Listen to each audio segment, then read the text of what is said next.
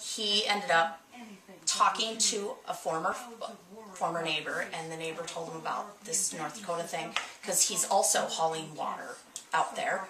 And so we started investigating it more, and we did quite a bit of research, and that's what landed us at Trans Systems. And when was that you started last year at this time, or was it?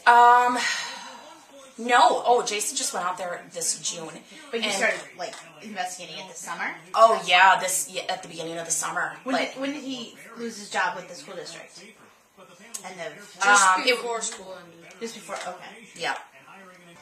It's $8,500 is what Sydney is.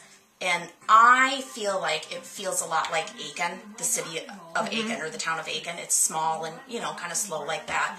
But it's like shoving Brainerd into Aiken currently, because there's that much extra people going on.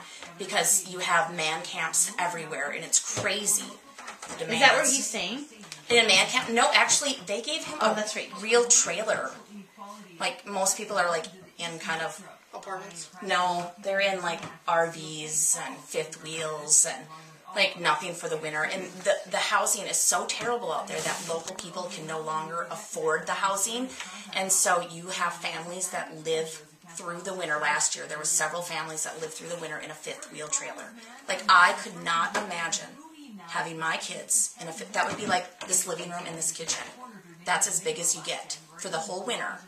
But is he living with other people there? Yeah. Okay. Yeah, it's a 3-bedroom, 2-bath. Okay. No, we can't move out there.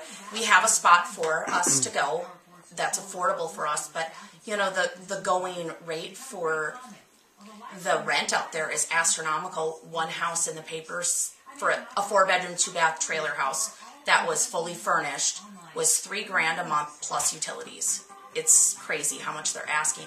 And it's because there is no housing out there. So it's a trailer. It's a trailer house. Yeah, they're asking $3,000 for it. Some people ask like $1,500 for just one room a month. Because the oil fielders, the oil field companies, they'll pay for it. They'll pay to put all their guys up. So they can afford to pay this $3,000 plus the utilities. And then what they do is they put like 2-3 guys in one bedroom. So it's cheaper than a hotel. How many people is he living with then? I think there's 4 in there currently now because our son is bunking with him in the same room. When did he go out there?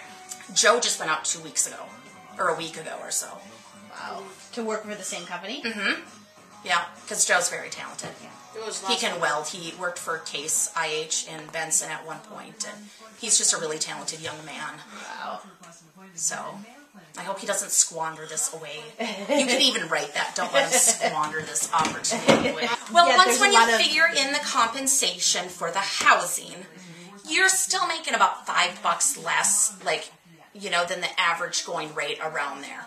And we felt that taking the $5 less was so worth it because we had this guaranteed housing situation for him, and we didn't have to worry. So he's not paying for housing? Mm-mm. Okay, so you got a good deal that way. Absolutely. Absolutely, we have it.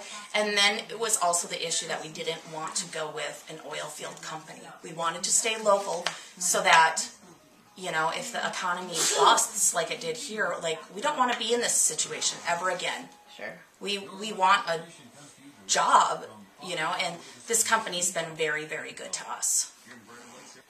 And they haul doubles out there. It's so different out there.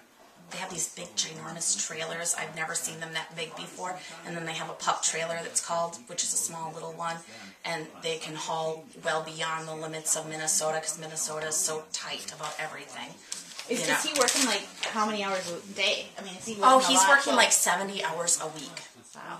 He capped out on his driving hours last week, so he had to stop driving, and the project manager had to take his truck, and he had to go do the project manager's jobs just so that they could still haul the coal in.